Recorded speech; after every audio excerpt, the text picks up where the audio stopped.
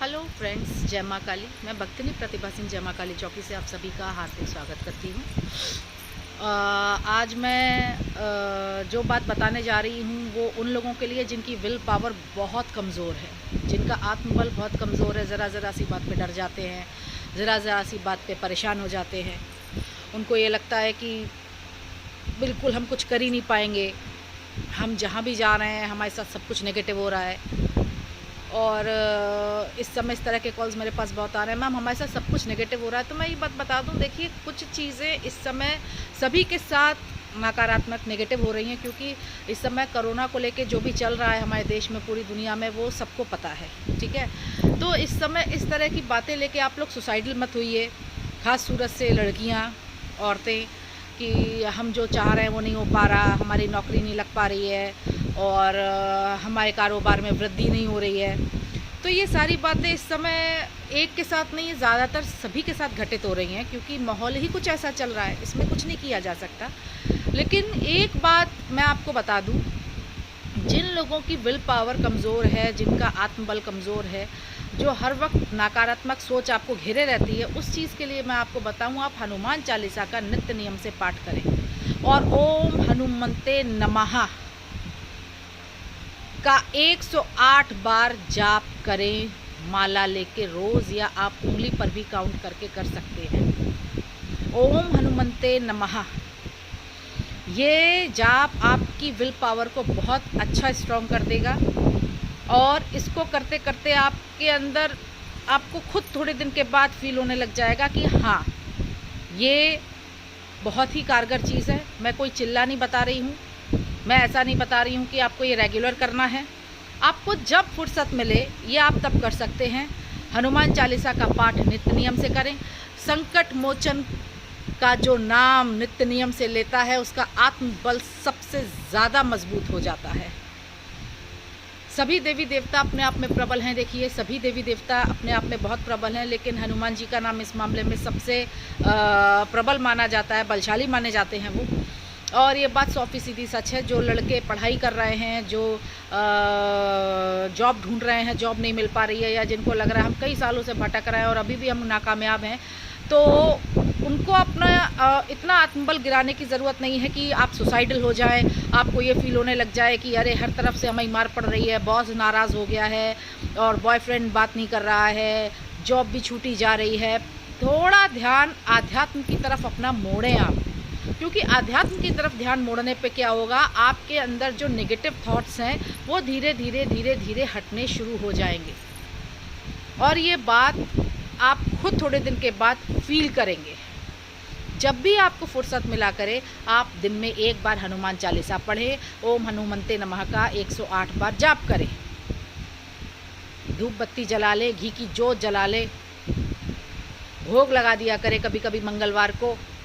ये काम आपकी विल पावर को आगे चल के इतना स्ट्रॉन्ग कर देगा कि आप खुद फील करेंगे कि हाँ, तब में और अब में क्या फ़र्क है। आत्मबल को मजबूत करने का एक समाधान बता रही हूँ और इससे ज़्यादा कुछ नहीं। ना ये चिल्ला है, ना ये कोई ऐसी सिद्धि है, ये एक वैदिक चीज़ है जो मैंने आपको बताई है। क्योंकि आजकल बच्चे बहुत जल्दी हड़बड़ा जाते हैं, इतनी हड़बड़ाहट हो जाती है, अरे मैम हमारा तो कोई काम हो ही नहीं रहा, मतलब हम तो बिल्कुल परेशान हो गए। इस समय सबके साथ यही हो रहा है, खाली आपके साथ नहीं हो रहा, सबके साथ यही हो रहा है। इसलिए अपने आप को इतना ज़्यादा हड़बड़ाने की ज़रूरत नहीं है, ना ही जहर खाने की ज़रूरत है, ना ही अपने जीवन के साथ कोई खिलवाड़ करने की ज़रूरत है। अरे उनके बारे में भी तो सोचिए जिन्होंने आपको जन्म दिया है, उनके बारे में भी तो सोचिए कि खाली बस अपना ही है, नहीं हुआ काम कुछ भी कर लिया। गलत बात। इस तरह की हरकतें देना बिल्कुल बंद कीजिए। आत्मबल को बढ़ाने के लिए इससे बेहतरीन चीज़ कोई नहीं हो सकती। अगर आपके घर में कलेश है, रोज़ झगड़ा होता है, सबसे अच्छी बात है सुंदरकांड का पाठ करें। मैं फिर से कहूँगी, रामायण पढ़ा करें। बहुत अच्छे थॉट्स आते हैं ऐसा काम करने से, बहुत अच्छी सोच उत्पन्न होती है ऐसा काम करने से। थोड़ी देर के लिए, कुछ क्षण के लिए, कुछ घंटे के लिए अपनी सारी चिंताओं को अपने आप से हटा दें आप, और थोड़ी देर के लिए ईश्वर के आगे, मंदिर के आगे ये कॉन्सेंट्रेट करके बैठे, बस प्रभु आज आप हैं और मैं हूँ, बस और उस पर लीन हो जाइए, उसको ध्यान कीजिए। आपको खुद ये फील होगा कि हाँ, जब से मैं ये करने लग गया हूँ या करने लग गई हूँ, मेरे विचारों में बहुत परिवर्तन आया है, बहुत परिवर्तन आया है।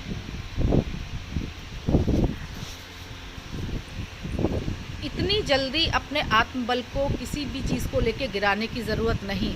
ज़रा सी देर में अरे मैं तो सुसाइडल हो गया था, अरे मैं तो सुसाइडल थॉट्स मेरे अंदर आने लग गए थे। क्या है ये सब? क्यों इतनी जल्दी सुसाइडल थॉट्स आप लोगों के अंदर आने लग जाते हैं? क्यों इतनी जल्दी आप लोग हड़बड़ा जाते हैं? ज़रा सी सैलरी कट हो गई तो सुसाइड, बॉस नाराज़ हो गया तो सुसाइड, बॉयफ्रेंड नहीं मिल रहा तो सुसाइड, और फिर आखिरी चैप्टर पति वाला तो फिर है ही। वो फिर भी हिम्मत जुटा के अपने जीवन को जी रहा है क्योंकि उनके आगे बच्चे हैं। इस तरह की हरकतें नहीं होनी चाहिए। और या फिर सीधे जाके किसी तांत्रिक के आगे बैठ जाना कि हमको 2 दिन में आराम मिल जाए। और एक बहुत ही विचित्र फ़ोन मेरे पास एक बार आया था कर्नाटका से, आज भी मुझे याद है, और बड़े ही रूखेपन से उसने मुझसे बात की कि मुझे मेरी बीवी से 4-5 दिन में पीछा छुटाना है, अगर आप कर दें तो।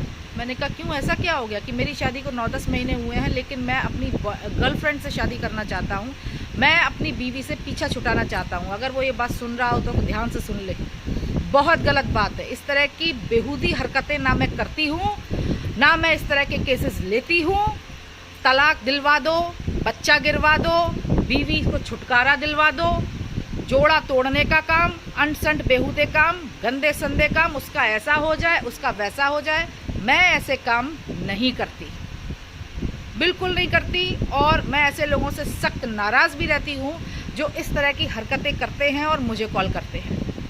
मैंने बहुत डांटा उसको इस बात पे, और मुझे उसने स्पष्ट ये बात कह दी थी, अगर आप ये बात काम नहीं करेंगी तो मैं किसी और से करवाऊंगा, पर मुझे इस औरत से पीछा छुटाना है।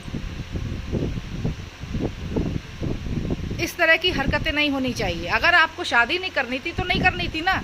आज आपको दुनिया से डर नहीं लग रहा, माँ बाप से इतना डर लग रहा था कि आप उस लड़की से शादी करके बैठ गए, उसका जीवन पूरा बर्बाद, और अब आपको आपकी गर्लफ्रेंड चाहिए।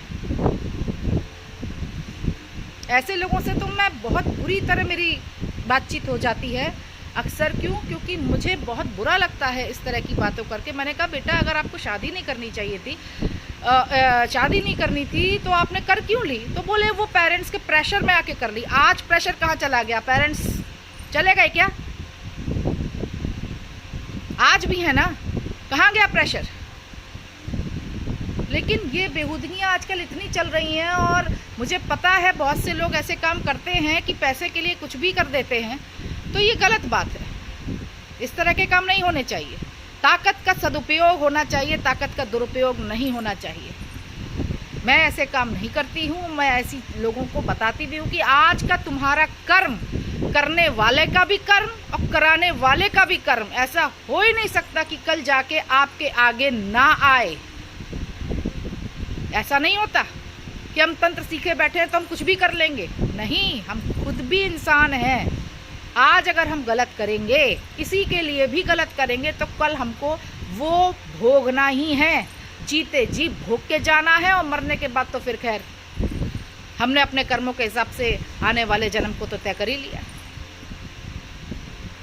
इस तरह की हरकतें नहीं होनी चाहिए। आप लोग ऐसी हरकतें ना दिया करें। मैं कंटिन्यू आप लोगों से यही बात कहती हूँ, अच्छी अच्छी बातें बताती हूँ, अच्छे अच्छे उतारे बताती हूँ, पॉजिटिव थॉट देती हूँ, और कोशिश भी यही करती हूँ आप लोग भी पूरी तरह पॉजिटिव रहें। ये सबसे बड़ा आज की डेट का प्लस पॉइंट है कि हमें अपनी सोच को बहुत ही सकारात्मक, बहुत ही पॉजिटिव रखना है। जितना आप ये कर ले जाएंगे उतना आप आगे जाएंगे। सच्चे दिल से ईश्वर को याद कीजिए, अपने विचारों को अच्छा रखिए, ईश्वर आपका हमेशा भला करेगा। ऐसा नहीं है एक रास्ता बंद होता है तो दूसरा खुलता ही खुलता है। आज जो मैंने आपको बताया है उसको करके देखिए, आपको फ़ायदा निश्चित होगा। जय माता दी।